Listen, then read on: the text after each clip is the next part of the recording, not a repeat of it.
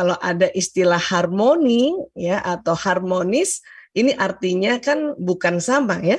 Malah arti harmonis itu sendiri ya artinya kalau di Kamus Besar Bahasa Indonesia bersangkut paut dengan ya itu artinya diartikan juga keselarasan ya dan juga diartikan menghargai perbedaan ya. Sehingga kalau ada istilah hubungan harmonis, ini adalah hubungan yang dijalin dengan penuh kasih sayang, ya, basicnya itu tentu mawaddah warahmah, ya, dan saling memahami, saling menghormati, dan saling mendukung. Karena ada kata saling, itu berarti kan berbeda ya, berbeda.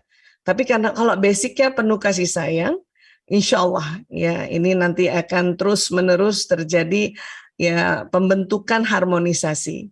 Tadi saya juga dengar Ibu Wiwi mengatakan ini proses pembelajaran. Betul sekali ya. Dan buat adik-adik yang belum menikah ya, luar biasa pernikahan itu benar-benar indah, benar-benar sangat menyenangkan.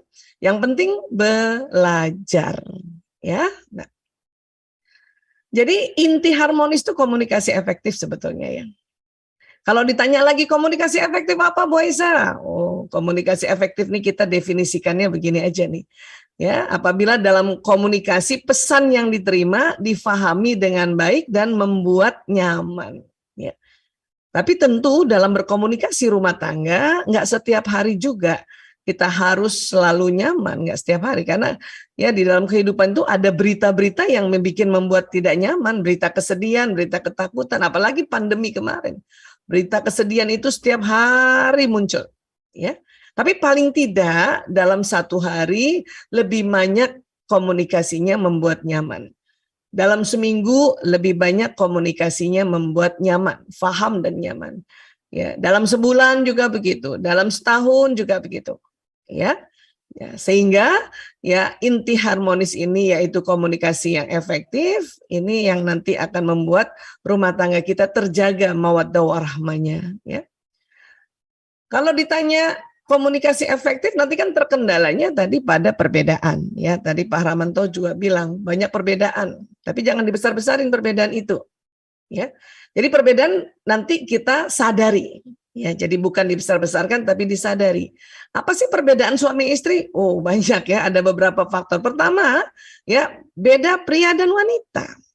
Dan inilah memang ya kehidupan berumah tangga dengan beda pria dan wanita ini yang makin asik sebetulnya. Makin asik. Bapak Ibu, mohon izin, saya memang sejak 98 sebagai dokter yang menanggulangi banyak penyimpangan, khususnya masalah narkoba. 6 tahun terakhir kami menangani juga masalah penyimpangan yang terjadi ya perubahan orientasi seksual ya dari orientasi heteroseks ke homoseksual ya. Jadi pasien-pasien kami adalah gay atau lesbian yang ingin berobat dan bertobat. Mereka mengatakan, ini dari mulut mereka ya, mereka mengatakan bahwa pasangan yang sama jenis itu membosankan. Membosankan. Karena memang Allah menciptakannya Adam dan Hawa, bukan Adam dan Hendra kata mereka gitu. Ya. Jadi memang membosankan. Maka pada saat kita berumah tangga dengan beda jenis kelamin, inilah nanti yang akan membuat rumah tangga kita semakin harmonis. Ya, jadi ini harus difahami nih. Karena propaganda dari komunitas yang ingin ya senantiasa melegalkan pernikahan sejenis, ini kenceng banget ini. Ya, kenceng banget ya, nauzubillah min zalik. Dan kami menyampaikan ini juga berdasarkan ya pesan dari pasien-pasien kami yang terlanjur menjadi korban perubahan orientasi seksual, agar ya kita tetap berpegangnya pada pernikahan yang hetero ya, pria dan wanita. Ya. Berikutnya tentu ya dalam pernikahan ada beda usia. Ya, ini juga harus disadari bahwa beda usia sebetulnya ya nggak jadi masalah, karena di dalam sirah Rasulullah ada istri Rasulullah, bahkan Sayyidah Khadijah radhiyallahu anha ya mempunyai usia yang jauh lebih tua dari Rasulullah SAW. Ada juga nanti contoh yang usia istrinya sangat muda, yaitu pada Sayyidah Aisyah radhiyallahu an. Ada lagi nanti ya berbagai macam usia. Ya, yang penting kita sadari bahwa sebetulnya kalau usia ini nggak jadi masalah. Yang penting kita mau belajar. Ya. Kemudian tentu ada beda watak, beda watak. Ya, beda watak. Suami istri ini wataknya bertolak belakang. Itulah Allah pertemukan agar saling melengkapi, saling mendukung. Ya. Bahkan ada quotes yang mengatakan mitra yang terbaik adalah mitra yang terbalik. Gitu. Jadi kalau suami istri mengatakan ya saya nggak cocok, watak saya beda, lah memang begitu, memang begitu. Justru itu beda dipertemukan. Hanya kadang ya tidak dipelajari, tidak belajar sehingga perbedaannya makin membesar ya. Nah, jadi beda watak. Jadi perlu nih nanti kalau sudah berumah tangga atau sebelum berumah tangga bagus lagi belajar watak ya. Kemudian lagi tentu bakat yang beda. Ada istri yang punya bakat kecerdasan naturalis, lebih senang tanam-tanaman di rumah, bertanam. Suaminya punya kecerdasan ya kinestetik atau bakat kinestetik yang selalu mau bergerak, selalu mau jalan, selalu mau olahraga. Sementara istrinya selalu mau bercocok tanam saja di rumah. Ini kalau nggak belajar tentang perbedaan bakat atau perbedaan multiple intelligence, ini akan sering konflik ini. Ya. Jadi harus tahu. Kemudian perbedaan budaya jelas sekali. Ya, kami saja suami istri yang sangat beda budayanya. Ya, Pak Rektor, saya izin menyampaikan saya asli orang Bugis, ayah saya Bugis, ibu saya Palembang. Nah, kemudian suami saya ibunya Jogja, bapaknya Klaten. Nah, ini kami beda budaya ya. Sangat-sangat beda. Tapi itu tadi harus belajar juga budaya masing-masing agar nggak keliru atau nggak ya salah paham ya. Suara saya karena saya orang Bugis, ibu saya Palembang, suara saya tuh nggak bisa kecil. Jadi kalau mungkin bicara sama mertua yang halus sekali, aduh itu ya nurunin ininya ya volume suara, timbre suara, ini benar-benar belajar dengan cara tarik nafas gitu ya. Karena orang Bugis itu kalau suaranya besar-besar dia belum marah ya Pak, ya belum marah ya. Tapi suaranya udah besar. Nah ini aja dari segi suara saja kita harus saling ya belajar memahami ya. Kemudian ada satu lagi beda pengungkapan bahasa kasih sayangnya. Ada istri yang mengungkapkan bahasa kasih sayangnya dengan senantiasa ya menggandeng suaminya, memeluk suaminya gitu ya, atau ada istilahnya physical touch. Sementara suami pengungkapan bahasa kasih sayang utamanya bukan sentuhan fisik. Dia pelayanan. Dia melayani istrinya. Sebagaimana keluarga kami, ini sebagai ilustrasi contoh ya. Suami saya bahasa kasih utamanya itu pelayanan. Kalau saya bilang begini, ayah, HP-ku rusak. Dia langsung, mana? Sini saya betulin. Gitu. Kacamata aku patah ya, sini saya betulin. Itu rupanya dia sayang sama saya. Karena dia melayani saya. Ya. Tapi saya, karena bahasa kasihnya, bahasa kasih utamanya adalah physical touch, sentuhan fisik, saya merasa kalau ya suami saya belum sayang sama saya, padahal dia sudah melayani saya. Saya pikir suami saya itu baik sebetulnya, tapi apa yang kurang ya gitu ya. Ternyata ya 5 tahun terakhir baru terungkap dengan penelitian bahwa ada namanya love languages atau bahasa kasih sayang, pengungkapan bahasa kasih sayang. Ya. Nah ini yang harus dipelajari. Jadi sekarang saya kalau suami saya walaupun nggak memeluk, walaupun nggak gandeng, tapi kalau saya melihat dia melayani saya, berarti saya tahu bahwa dia sayang sekali sama aku, gitu ya. Jadi buat ibu-ibu lain juga begitu ya Bu, nggak selalu harus dipeluk ya. Tapi kalau karena kita bahasa kasih sayangnya sentuhan fisik ya, kita minta aja. Tadi Bu Wiwi juga begitu tuh ya. Saya pagi-pagi gitu, ayah peluk aku. Ya, suami saya udah mulai ngerti. Dia memeluk karena saya minta, nggak apa-apa. Bahkan pelukannya cuma sebentar. Dia hitung 5 kali, 5 detik itu 1, 2, 3, 4, 5 sambil bercanda gitu ya. Tapi nggak apa-apa, it's okay gitu. Karena saya sudah paham bahwa pengungkapan bahasa kasih sayang primer itu nggak sama suami istri. Ada istri yang suka dipuji, ada suami yang suka menemani istrinya. Sementara istrinya ya jenah atau gerah banget kalau selalu ditemani suaminya. Nah, inilah perbedaan-perbedaan ini yang perlu kita jembatani dengan ilmu atau jembatani dengan belajar ya. Dan waktu menyusun jembatan juga langsung nggak bisa jembatannya kokoh. Ya, jembatan itu disusun satu persatu. Ya, ada jembatan yang dari kayu, dari bambu, ya, dari beton. Itu pun nggak langsung jembatan itu kokoh. Maka ya janji saja nih buat teman-teman yang nanti belum menikah dan insya Allah menikah, janji dengan sama-sama pasangannya, ya bikin perjanjian pranikah bahwa ya sebelum menikah dan juga nanti pasca menikah harus belajar dan belajar ya. Nah, karena apa? Karena nanti di dalam pernikahan ini ya sering kita dengar istilah soulmate ya. Soulmate ini diartikan belahan jiwa. Nah, jadi belahan jiwa adalah seseorang yang dapat melengkapi dan membuat pasangan menjadi pribadi yang lebih baik lagi. Biasanya ditandai gambar love, kemudian ada belahannya gitu ya. Nah, biasanya proses belahannya ini, diguntingnya ini, dibelahnya ini sisinya beda ya. Nah, dengan sisi yang beda ini maka saling melengkapi. Atau bisa dianalogikan dalam rumah tangga ini bagaikan sebuah puzzle. Puzzle ini harus dirangkai. Nah, waktu merangkai puzzle itu sisi-sisi puzzle-nya itu jelas beda, ya, jelas beda. Ya, maka ini dirangkai. Nah, tentu waktu merangkai ini tidak bisa hanya sekedar ya coba-coba, ya. Karena rumah tangga adalah rangkaian puzzle yang sangat besar, sangat luas, dirangkainya setiap saat seumur hidup. Ya.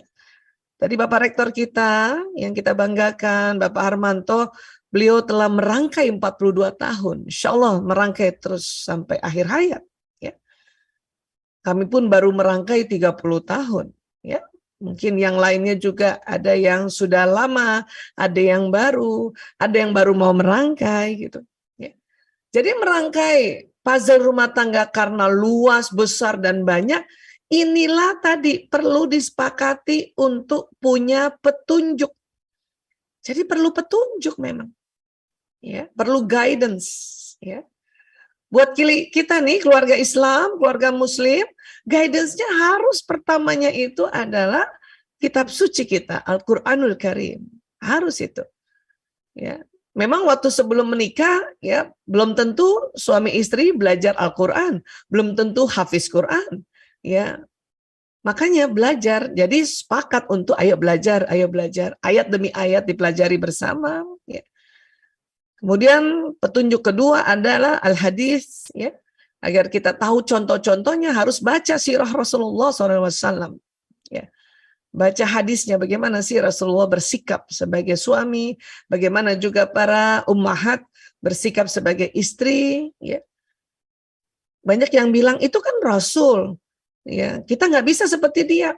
Memang kita bukan Rasul, tetapi Rasulullah adalah manusia dan apa yang dilakukan oleh Rasulullah SAW sudah ditetapkan sebagai uswatun hasanah, dan karena beliau manusia, pasangan-pasangannya juga manusia, berarti kita bisa mengikutinya, ya.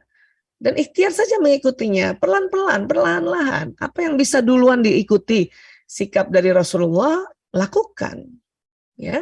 Nah, itu.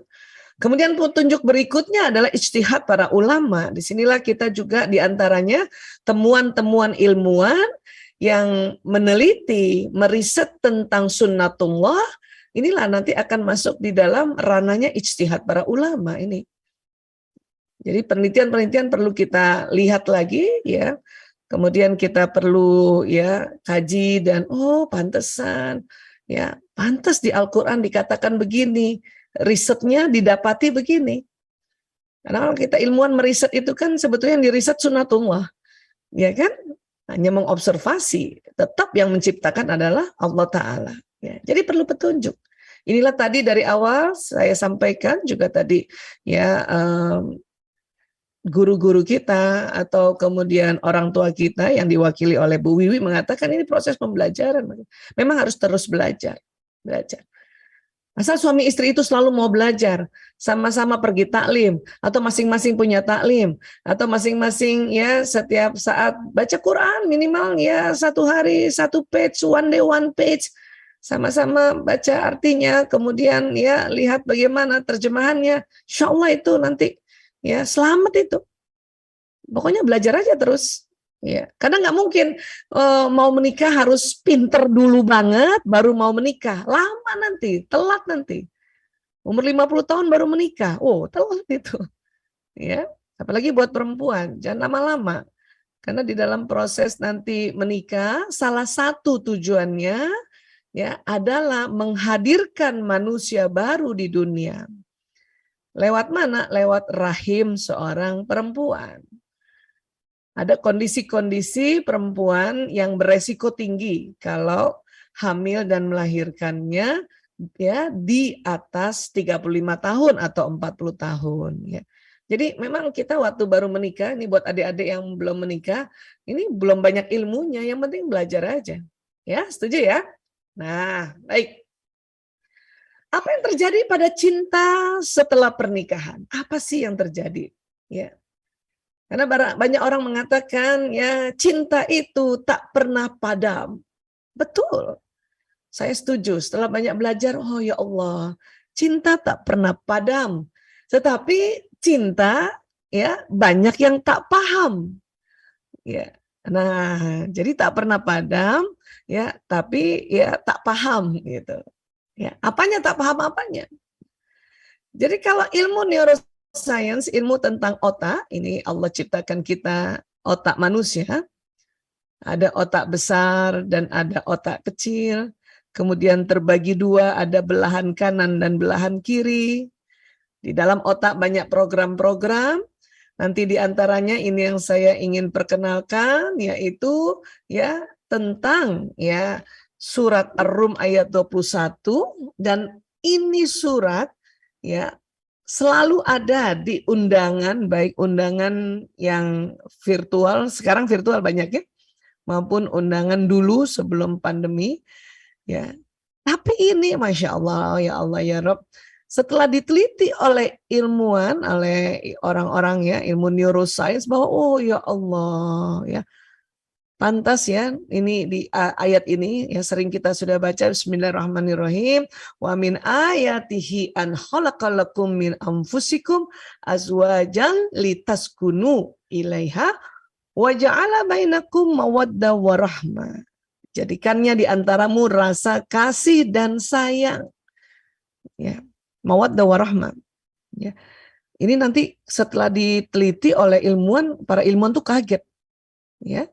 Memang di ayat ini Allah kunci dengan ya ayat ya dengan inna fi dzalika laayatin liqaumin yatafakkarun. Sesungguhnya pada yang demikian itu benar-benar terdapat tanda-tanda bagi kaum yang berpikir. Artinya memang harus dipikirin, kenapa sih ya mawaddah warahmah tuh kok bisa ya mawaddah warahmah, kemudian dipikirkan lagi gimana ya untuk maintenance mawaddah warahmah. Ya. Ternyata memang di otak manusia, di bawah dasar otak itu ada namanya kelenjar pituitari, dan di sini ternyata ada hormon bahagia, hormon kasih sayang, hormon cinta, dan hormon kenyamanan. Ya. Hormon ya yang luar biasanya nih ada di dalam otak. Saking pentingnya kelenjar pituitari karena menghasilkan hormon-hormon yang luar biasa, Allah lindungi letaknya di dalam otak yang tidak bisa tersentuh. Ya. Disentuh dari jidat nggak bisa, disentuh dari pelipis baik kanan kiri nggak bisa, disentuh dari belakang juga nggak bisa itu. Terbentur pun otak kita, kelenjar pituitari masih terlindungi. Allahu Akbar. Ya. Nah, ini di sini. Jadi hormon ini ada di sini. Hormon bahagia, kasih sayang, cinta, kenyamanan ada di sini. Ya. Jadi Ar-Rum 21 itu betul benar adanya. Ya, karena ilmuwan meneliti bahwa oh ya, ini ada luar biasa nih kelenjar yang di dalamnya banyak hormon yang luar biasa, asik banget, bahkan hormon kenyamanan.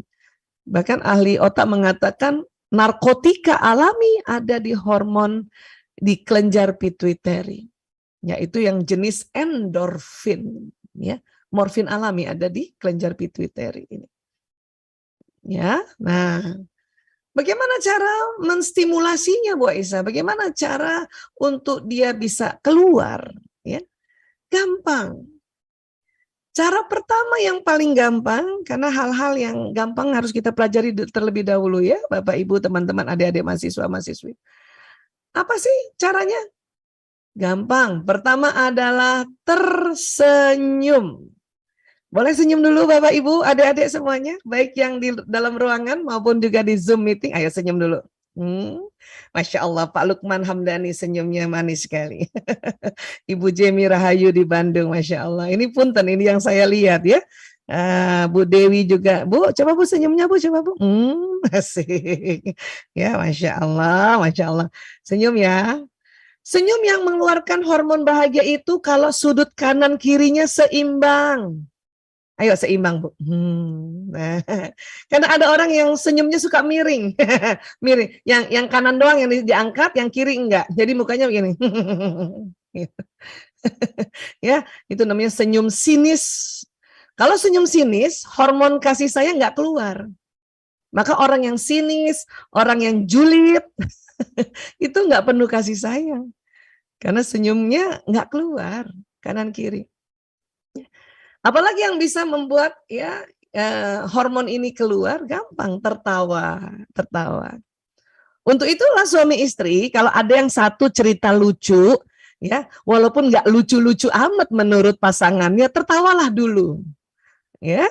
Iya, kadang-kadang suami ngelucu, istrinya mikir apa lucunya ini. Tapi Bun, ketawa aja dulu, ya Allah, karena nanti setelah ketawa baru lucu. Ya, ini. Jadi senyum, ketawa, ini adalah hal-hal yang membuat bahagia, ya, kasih sayang, cinta, nyaman tuh keluar. Ya. Karena banyak yang bilang gimana mau bisa senyum Bu Aisyah? Saya kesel. Nah, ini paradigmanya harus dirubah. Ya. Kalau soal istri kesel sama suami mah tiap hari, Bu. Keselnya kenapa? Karena perbedaan tadi nggak dipelajari. Tapi nunggu seneng baru senyum, itu keliru. Senyum aja dulu, baru nanti senang. Senyum aja dulu, baru nanti bahagia. Senyum aja dulu, baru nanti kasih sayang itu muncul. Karena ya waktu kita senyum, ya hormon di kelenjar pituitari ini keluar. Masuk dalam pembuluh darah, masuk ke jantung. Jantung memompa ke seluruh tubuh, baru terasa enak, nyaman. Ya. Jadi kita harus rubah paradigmanya. Kalau istri atau suami ya mau merasakan bahagia baru senyum, ya susah dong. Kan bahagia itu dari hormon ini yang ada di pituitari. Nah, keluarin dulu aja, keluarkan dulu ya supaya bahagia. Nunggu dia keluar susah. Sampai sini sepakat dulu ya, Bapak Ibu, teman-teman dan calon-calon Bapak Ibu nanti calon-calon suami, senyum aja dulu. Suami datang langsung senyum istrinya. Banyak ibu-ibu suka ya patah arang karena mereka merasa sewaktu senyum suaminya tidak langsung balas senyum. Bun, para wanita ini harus tahu ya, laki-laki senang melihat wanita tersenyum. Ya. Laki-laki yang menjadi suami senang melihat ya istri-istri tersenyum. Hanya memang belum bisa langsung direspon karena hormon-hormon yang ada pada laki-laki, terutama yang disebut testosteron, hormon laki-laki, itu membuat otot wajah pada laki-laki tidak selentur perempuan. Ini. Jadi di awal-awal kalau suami datang, di awal-awal ya, 10 menit pertama wajah laki-laki belum bisa langsung balas senyum, tetapi laki-laki atau suami tersebut senang melihat istrinya senyum. Jadi bunda senyum aja terus. Nanti lihat jam, oh baru 5 menit, makanya belum bisa dijawab. Senyum aja lagi, terus senyum. Gitu. Nanti menit ke-11 atau menit ke-12 baru suami bisa menjawab atau merespon senyum itu gitu. Ya. Jadi Bu Jemi Rahayu tetap aja senyum. Abi sudah pulang. Ayah sudah pulang. Kita ambilin minum sambil senyum ya. Terus suami belum senyum tuh. Belum senyum. Ya. Pak Lukman juga kalau sekarang kan udah senyum karena udah lebih 10 menit ya berada di dalam ruang Zoom ini. Kalau baru datang tuh nggak bisa senyum itu. Ya nggak Pak? Ya, iya. Tapi senang lihat istrinya senyum. Dulu saya keliru karena belum banyak belajar tentang ilmu neuroscience. Walaupun saya waktu menikah ya sudah dokter, ya sudah dokter. Suami saya pun dokter, tapi ilmu ini baru 2006 masuk di Indonesia hasil jurnalnya. Ya. Saya senyum ngambut suami nggak balas senyum, saya udah 5 menit senyum, dia nggak balas, karena belum tahu bahwa loadingnya laki-laki itu di atas 10 menit, maka di menit ke-7, yang tadinya saya senyum, karena nggak dibalas senyum oleh suami, saya manyun. Gitu. Suami suka heran, kenapa ya tadi istri saya cantik jadi jelek gitu. Ya. Tapi sekarang setelah tahu, pasang senyum terus. Saya nggak mau kalah dengan tetangga di sebelah yang senyum-senyum sama suami orang. Ya, senyum aja, Insya Allah. Ya, nah itu. Oke? Iya. Kemudian apalagi yang bisa mengeluarkan kelenjar pituitari ya? Ya, ini kita belajar dulu. Dari otak ke badan ada namanya nervous system, sistem saraf. Ya. Yang jalan di tulang belakang, nanti dari tulang belakang jalan ke seluruh tubuh. Ya. Sistem saraf ini secara gampang dia kerjanya kita analogikan dengan kabel listrik. Kabel listrik. Apa yang diucapkan jalan, apa yang dilihat jalan, apa yang didengar jalan, apa yang dihidu jalan. Ya, jalan. Maka mengapa dalam Islam kita diminta setiap melakukan hal-hal kebaikan, diminta untuk melafazkan basmalah. Bismillahirrahmanirrahim. Dengan nama Allah yang maha pengasih lagi maha penyayang. Kalimat ini akan jalan di sistem saraf kita. Yang pertama sekali dia akan datangi kelenjar pituitari kalimat ini. Karena pituitari ini adalah tempatnya hormon kasih sayang, hormon bahagia, maka lafaz basmalah, bismillahirrahmanirrahim, itu mengeluarkan hormon kasih sayang, Masya Allah. Nanti jalan lewat pembuluh darah, pelan-pelan memang responnya tidak langsung cepat, karena kalau cepat nanti kita menjadi terlalu euforia, pelan-pelan jalannya. Tapi kalau kalimat yang jalan di badan, di sistem saraf cepat. 240 km per jam naik ke atas. Kelenjar pituitari distimulasi hormon kasih sayang bahagia ya masuk nanti masuk jantung memompa ke seluruh tubuh. Masya Allah ya itu salah satu hikmah mengapa kita disuruh melafazkan basmalah setiap melakukan apapun kebaikan. Masya Allah. Kalimat-kalimat thayyibah lainnya, kalimat-kalimat zikrullah lainnya, apa juga seperti itu Bu Aisyah? Iya, itu juga sudah diteliti ya. Salah satu penelitiannya di Surabaya, Fakultas Kedokteran Universitas Airlangga bekerja sama dengan Bapak Agus Mustafa. Ya, itu diteliti. Ya. Terus kalau pakai bahasa kita, bahasa ibu, bahasa Indonesia, atau bahasa Jawa, bahasa Sunda, atau bahasa Bugis dan sebagainya, ya silakan. Karena apa yang diucapkan jalan. Maka supaya kita keluar lagi hormon bahagia, hormon kasih sayang, maka kita harus meluruskan niat kita lagi. Lafazkan niatan-niatan itu. Ya, karena innamal a'malu binniyat, sesungguhnya amal, aktivitas ya, perilaku kita ini didahului oleh niat, dan niat itu kan kalimat. Baik secara zahir maupun sir dilafazkan, dia jalan di sistem saraf ini. Ya. Maka sering-sering kita lafazkan juga, ucapkan ya. Ya Allah, saya semakin mencintai suamiku, sebut namanya suaminya, ya. Dan anak-anakku karena Allah, karena Engkau ya Allah. Ya. Nah ini jalan nih kalimat ini. Oh itu nanti hormon bahagia keluar dari pituitari, masuk ke dalam jantung kita, ya. Apakah ini disampaikan kepada orangnya? Ya, kalau disampaikan bagus, tapi kalau tidak pun kita lafazkan sendiri.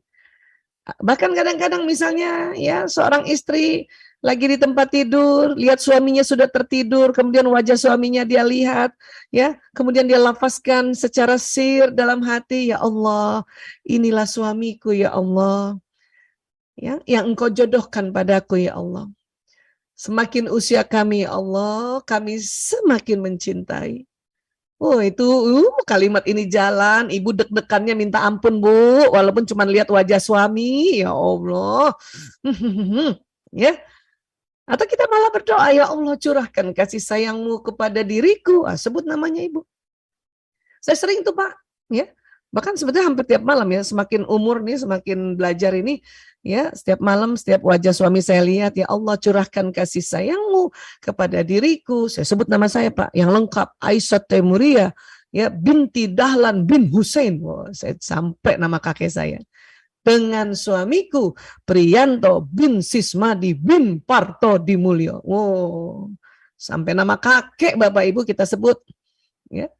Karena suami saya namanya cuma pendek, Priyanto.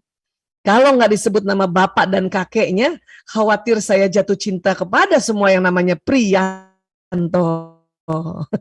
Itulah dalam Islam harus disebut nama ayah dan nama kakek. Binnya disebut. Ya. Itu Allahu Akbar. Beberapa menit kemudian, ini kan jalannya cepat nih kalau yang omongan. Itu tuh deg-degan kolbu saya, tuh deg-degan saya punya jantung, ya Allah. Ya. Yang tadinya males mijet, jadi seneng mijet langsung.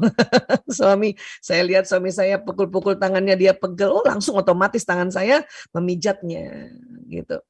Atau paling tidak mengusapnya, Allahu Akbar. Atau kalau kita pada saat mau menyiapkan kopi kah, teh kah, makanan, sebelum menyiapkan, setelah kita baca basmalah, kita lafazkan sebuah afirmasi penegasan, ya Allah, ya saya buatkan kopi ini untuk suamiku, ya Allah. Ya, dengan penuh kasih sayang. Itu kalimat udah naik ke atas, nanti jalan ke badan, maka tangan kita waktu ngaduk ya, ngaduk kopi itu lembut, nggak kasar. Ini pentingnya pelafazan, pentingnya meluruskan niat lagi. Begitu juga nanti pada saat sudah punya anak, kita sudah nasihatin anak, besok-besok anak masih juga ya melakukan kegiatan yang kita sudah sepakati, misalnya main gamenya cuman 1 jam, dia bablas 2 jam, ya. Nanti kita kan marah kan gitu ya. Hati-hati kalau kita marah, kesal, nanti yang keluar bukan hormon rasa bahagia yang kelenjar pituitari. Ya. Kalau kita marah, kesal, ya ini kan juga jalan nih. Saya kesal, saya marah, saya takut, saya sedih, ini jalan di badan kita. Yang keluar hormonnya ada di atas ginjal. Ya, namanya kelenjar adrenal. Kelenjar adrenal bertugas untuk mengeluarkan hormon stres. Apa saja hormon stres itu? Ada adrenalin, ada kortisol, ada norepinefrin. Memang Allah ciptakan hormon stres ini keluar juga setiap hari untuk badan kita siap siaga. Kalau tiba-tiba ada gempa, tiba-tiba ada banjir, tiba-tiba ada hal yang harus kita lari, ini memang hormon ini keluar di kelenjar adrenal ini. Tapi kalau kita keseringan ya mengatakan hal-hal buruk, saya kesal, saya marah, saya takut, saya sedih, terus-terusan, maka hormon stres akan keluar lebih banyak lagi.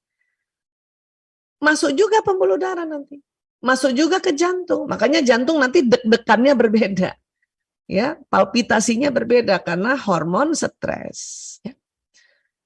Namun untungnya Allahu Akbar, Allah Maha Adil, Allah Maha Bijaksana.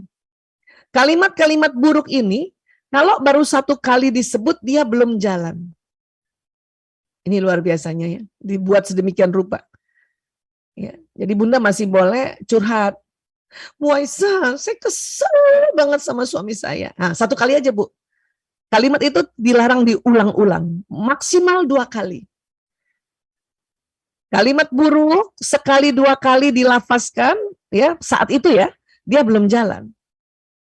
Makanya diberi kesempatan kita curhat itu maksudnya itu. Diberi kesempatan untuk kita menyatakan apa bagian mana yang sakit. Ya, sebagaimana kalau Bapak Ibu ke dokter ditanya, bagian mana Bu yang sakit? Ini loh dada saya sakit, Bu Aisyah, ini masih boleh. Dia nggak akan jalan dan tidak akan mengeluarkan hormon stres. Ya, itu maha adilnya Allah. Tapi kalau kalimat itu tadi kesel diulang berterusan lebih 3 kali, oh jalan dia. Jalan di sistem saraf. Karena sistem saraf ini ada mekanisme detil luar biasa. Jalan. Ya. Seseorang yang kesel sama seseorang, ya nyatakan sekali aja. Sekali aja. Kalau terus-terusan malah tambah stres kita menghadapi orang itu.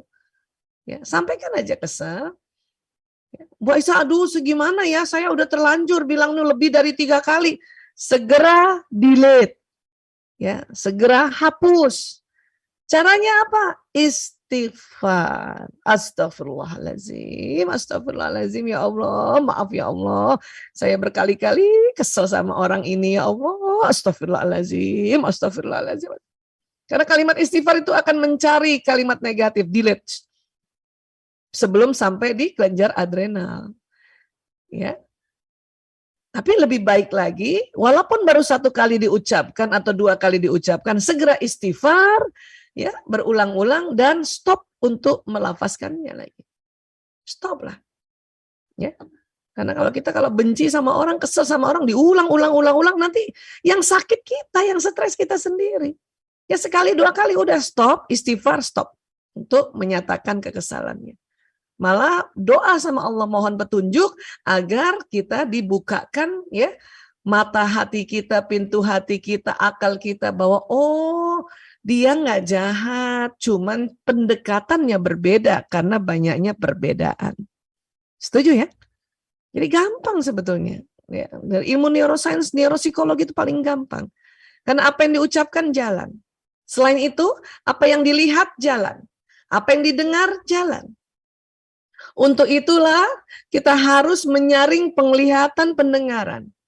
Menyaring penglihatan dari berita-berita buruk, terutama berita-berita rumah tangga yang kacau balau. Film-film yang isinya rumah tangga yang kacau balau. Mendengarkan berita-berita yang buruk, berita gosip, berita, ini kita harus saring itu. Kalau enggak, ya belum terjadi di dalam kehidupan kita, sudah terjadi dalam otak kita, maka kita sudah sakit duluan nanti. Ini yang disebut psikosomatis. Somanya sakit karena psikologisnya. Karena itu tadi mata, telinga, ucapan tidak dijaga. Ya. Gampang kan ya? Masya Allah. Ya. Nah sekarang, ya. Walaisa zakaru kal untha, dan laki-laki nggak sama dengan perempuan, memang nggak sama, betul-betul nggak sama. Di surat Ali Imran ayat 36 ini sepenggalan ayat ini, tapi diteliti oleh para ilmuwan, masya Allah, memang nggak sama laki-laki. Kulit kita aja laki-laki perempuan nggak sama. Allah menciptakan kita dari spesies yang sama yaitu manusia. Ya, tapi kulitnya ya memang punya kulit dua-duanya karena spesies yang sama, tapi beda. Kulit perempuan lebih halus, kulit laki-laki lebih tebal. Kenapa? Karena fungsi tugas pokok fungsinya laki-laki lebih banyak di luar rumah, ya, untuk dia menjemput nafkah. Istri, ya, perempuan lebih banyak dalam ruangan atau di dalam rumah, makanya kulitnya harus lembut aja gitu. Ya. Rambutnya beda, organ-organ di dalamnya memang ada paru-paru tapi perempuan lebih kecil, ada lambung juga laki-laki perempuan tapi perempuan lebih kecil. Dan terlebih program otak laki-laki perempuan yang Allah bedakan. Memang beda, tetapi setara untuk bisa melakukan ibadah. Nah itu, setara untuk belajar. Tapi beda kita ini laki-laki perempuan. Ya, nah. Apa sih perbedaannya? Ini saya sering sekali saya sosialisasikan ya. Tadi juga Pak Yayat bilang sering dengar juga, terima kasih Pak Yayat. Mudah-mudahan Bapak Yayat masih ada. Saya lihat kursi depan sudah kosong ya. Tapi sampaikan salam kepada ya para pembesar kita, para rektor dan semuanya ya. Jadi di penelitian di tahun 99, penelitian di Institute of Psychiatry London, ya tahun 99 baru diteliti ya, masuk di Indonesia tahun 2006 ya. Sekarang namanya King's College London. Ditemukan lokasi yang mengendalikan bicara dan bahasa dalam otak laki-laki dan perempuan berbeda. Ya, berbeda. Jadi ada riset tahun 99 itu, ini ada otak male laki-laki dan ada otak female perempuan. Ya, ini salah satu contohnya ya, ratusan female ya, laki-laki dan perempuan diteliti. Tadi kita sudah sama-sama tahu otak terbagi dua, ada belahan kanan, ada belahan kiri. Jadi terbelah memang otak. Ya. Di sini kita lihat ada warna orange ya, pada laki-laki hanya di otak sebelah kiri, pada perempuan kiri dan kanan. Ya. Apa ini? Ini rupanya lokasi bahasa dan bicara. Laki-laki hanya di kiri, perempuan kiri kanan. Artinya apa? Artinya di sini jelas sekali ya, ini Bu Dewi punten. Jelas sekali kita perempuan ya, otak bicaranya kiri kanan. Inilah yang menjelaskan atau mendasari kenapa perempuan senang bicara dan kenapa perempuan ya pandai bicara. Dan juga bisa bekerja sambil terus bicara. Itu kita perempuan. Ya, gimana Bu Dewi, setuju? Ya, nah. Setelah dihitung-hitung bapak-bapak laki-laki karena otak bicaranya cuma sebelah kiri, maka laki-laki dalam sehari mengatakan 2.000-4.000 kata, 1.000 sampai 2.000 bunyi vokal, 2.000 sampai 3.000 gerakan tubuh, rata-rata jumlah komunikasi sebanyak 7.000. Ya. Tapi ada juga laki-laki yang memang wataknya introvert. Yang introvert mungkin bisa lebih sedikit lagi, cuman 5.000. Tapi ada laki-laki juga yang wataknya ekstrovert, pembicara, spontan, itu bisa 9.000. Tapi rata-rata 7.000. Terdiri dari kata, bunyi vokal, dan gerakan tubuh. Ya. Bunyi vokal yang gimana Bu Aisyah? Oh, nah, bapak-bapak kan sering gitu ya. Perempuan bagaimana? Perempuan karena otak bicaranya kiri kanan, maka perempuan dalam sehari mengatakan 6.000 sampai 8.000 kata, 2.000 sampai 3.000 bunyi vokal, 8.000 sampai 10.000 gerakan tubuhnya. Jadi rata-rata perempuan ini Allahu Akbar 20.000. Ada juga sih yang pendiam, ya Bu Dewi yang pendiam bukan Bu? Kalau yang pendiam 16.000, ya. Yang aktif bicara kayak saya bisa 24.000 Ibu. Ya. Ibu-ibu teman-teman yang mana nih? Para wanita yang mana? Tapi rata-rata 20.000. Itu saja sudah 3 kalinya dari laki-laki 7.000. Maka ini jangan heran karena pertengkaran nanti ini buat adik-adik yang belum menikah, pertengkaran suami istri, konflik ringannya itu gara-gara perbedaan kata ini. Kalau nggak belajar tambah konflik. Istri-istri senang sekali suaminya datang pada saat dia pulang kantor. Sudahlah disambut senyum. Kalau nggak ngerti bahwa laki-laki loadingnya setelah 10 menit, itu udah bikin kesel perempuan. Ya. Kemudian perempuan cerita sama suaminya. Ya, istri-istri cerita sama suami, karena 20.000 kata cerita panjang lebar. Ayah tahu nggak ya tadi aku di kantor ketemu teman baru, ya Allah lucu banget tuh teman. Perempuan kalau ngomong gitu ya.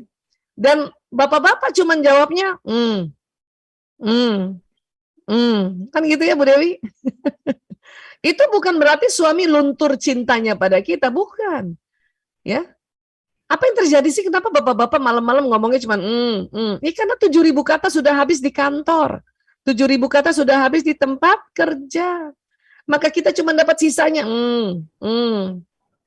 Ini dulu kalau nggak belajar ilmu ini, saya jengkel, saya kesel. Kalau dulu kalau nggak belajar. Tapi sekarang kalau suami saya cuma ya, saya ketawa aja dalam hati. Dalam hati saya bilang, ya Allah, laki banget suami aku. Ya, ngomongnya cuma gitu. Sehingga ngapain berantem soal ini? Ngapain baper soal ini? Nggak perlu. Memang Allah berikan perempuan ini komunikasi yang banyak karena tugasnya sebagai apa? Sebagai pendidik, tarbiyah. Untuk mendidik dirinya, mendidik anak-anaknya, mendidik orang rumah, mendidik ya masyarakat sekitar, itu kan perlu komunikasi. Ya kan? Nah, ini. Bahkan jangan heran kalau ibu-ibu, para istri WA panjang lebar suami dan cuma dijawab OK. Nah, nggak usah heran ya, Bu. Nggak usah marah soal ini, atau cuma dijawab jempol. Atau kadang hanya di-read, nggak dibales padahal status online. Nggak usah baper soal ini ya, Bu Jemi. Karena percuma kita baper. Ya capek deh kan kata anak-anak sekarang gitu. Saya juga dulu gitu. Dulu belum ada WA ya, masih SMS. SMS beneran SMS.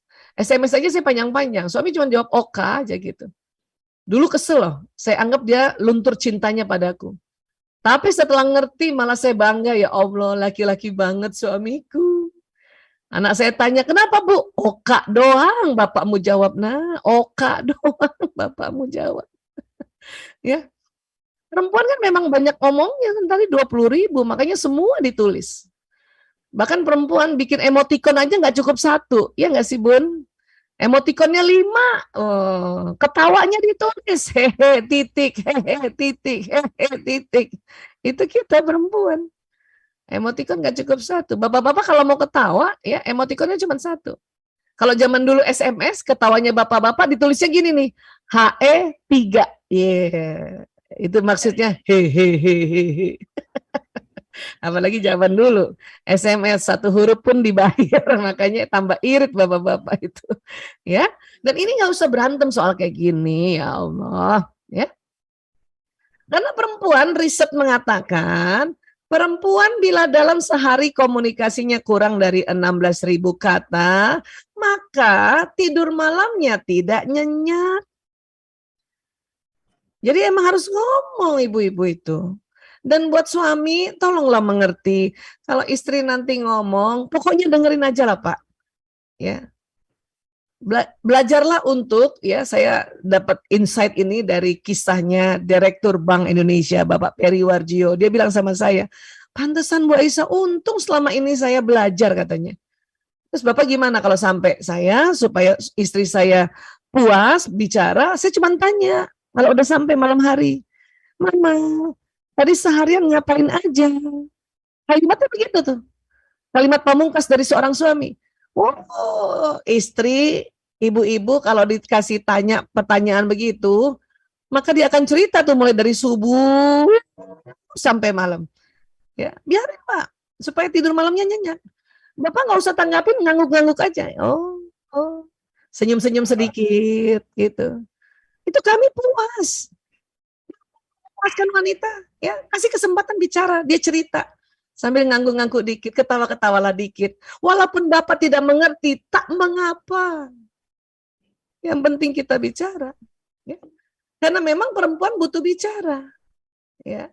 Otak perempuan tidak menyimpan masalah seperti otak laki-laki.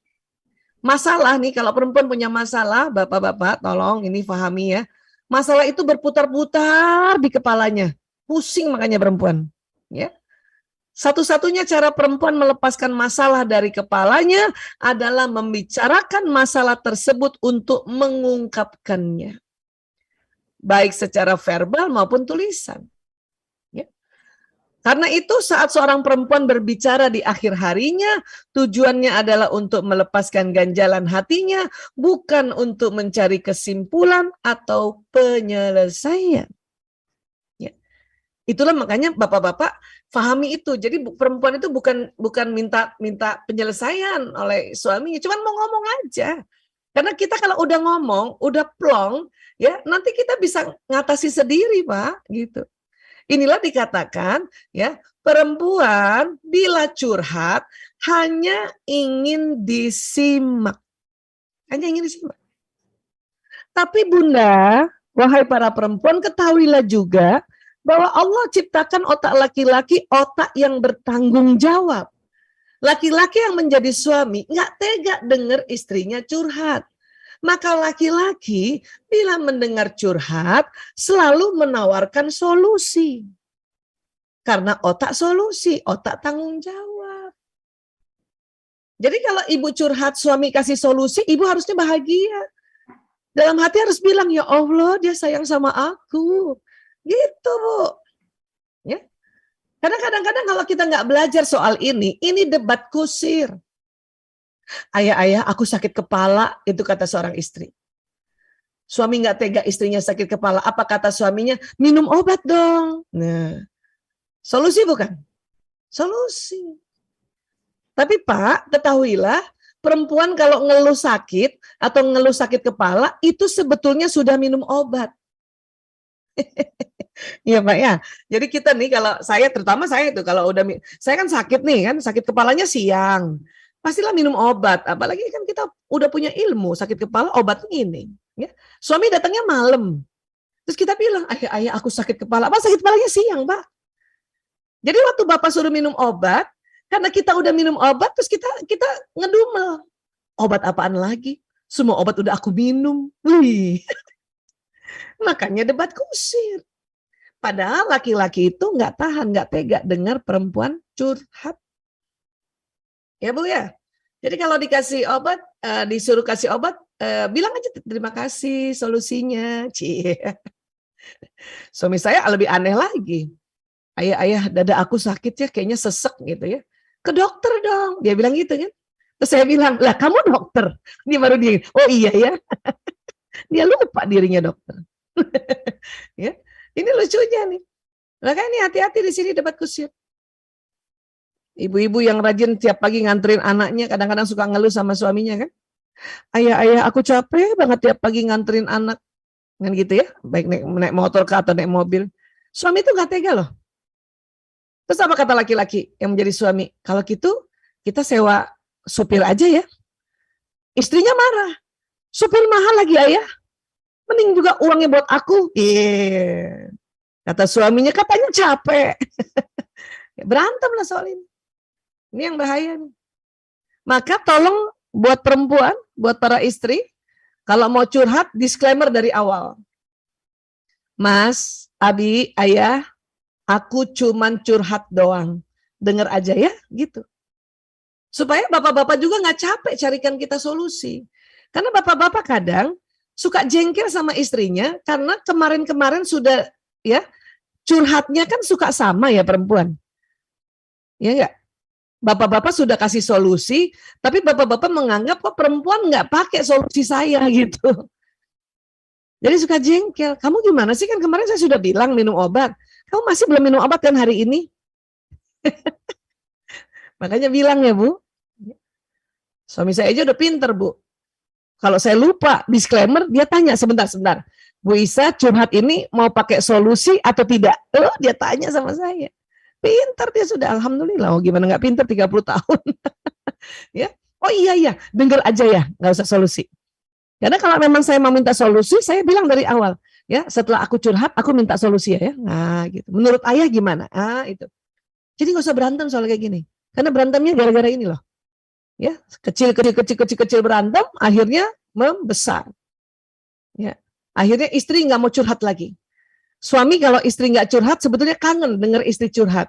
Yang celaka apa? Dia mendengarkan curhat wanita lain di luar rumah. Itu celaka. Ya, karena istri marah kan. Aku nggak mau curhat lagi. Percuma aku curhat. Ya, selalu dia tawarkan solusi.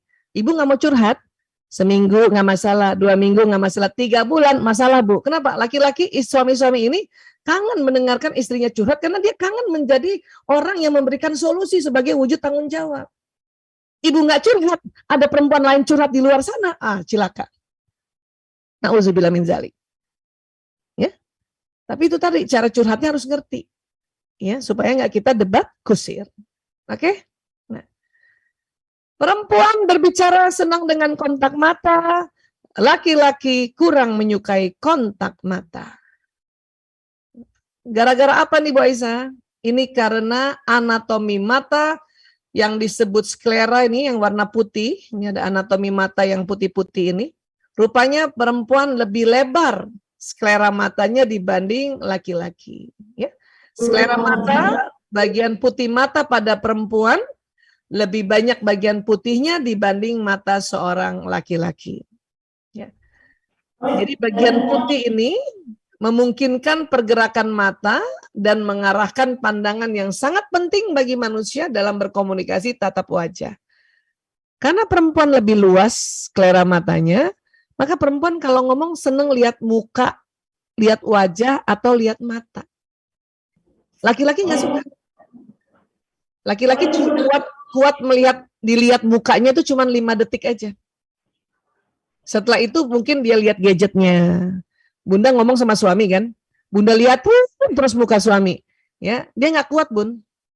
Pasti abis itu setelah 5 detik dia lihat televisi, dia lihat gadget. Karena laki-laki dan mata skleranya yang sempit ini dan kemudian otak kanannya yang lebih dominan, dia lebih senang lihat benda daripada lihat wajah. Nah, jangan heran kalau ibu bicara sama anak laki pun, ya sama tuh, dia cuma bisa lihat sebentar muka ibunya, abis itu matanya kemana-mana. Sementara ibu-ibu marah kan kalau sama anak laki-lakinya. Kalau ngomong lihat bunda, lihat mata bunda, lihat bunda, lihat bunda. Oh, itu anak laki tersiksa Bun, digituin Bun. Karena anak laki-laki nggak kuat ditatap. Ya. Jadi gimana dong Bu Aisyah? Saya kan kepengen suami saya kalau saya ngomong dia lihat saya, kata ibu-ibu gitu kan. Gampang Bun. Ibu ngomong setelah 5 detik tatap wajah suami, terus ibu tunduk gitu. Kalau ibu tunduk nggak lihat wajah suami, laki-laki akan senang lihat wajah kita. Assalamualaikum Bunda, mohon izin. 1, 2, 3, mohon maaf suaranya dari sana nggak kedengaran Bu. Sepertinya peserta sudah. 1, 2, 3, kami mungkin ada kendala bahasa. Bunda, mohon izin, waktunya 5 menit lagi, sepertinya peserta udah ada yang banyak mengajukan pertanyaan. Iya, baik. Sabarlah. Hybrid ini kesulitannya begitu. Kami dari tadi juga bilang timbul suaranya, ya. Dan bukannya memang kita mau belajar ini kan. Jadi bersabarlah, saya juga mengerti, ya. Maka ini nanti saya akan lanjutkan. Setelah itu mohon kalau nanti ada pertanyaan, tolong nanti operator pastikan suara yang dari ruangan kami dengar yang di Zoom ya. Karena kalau dari Zoom kayaknya aman, insya Allah.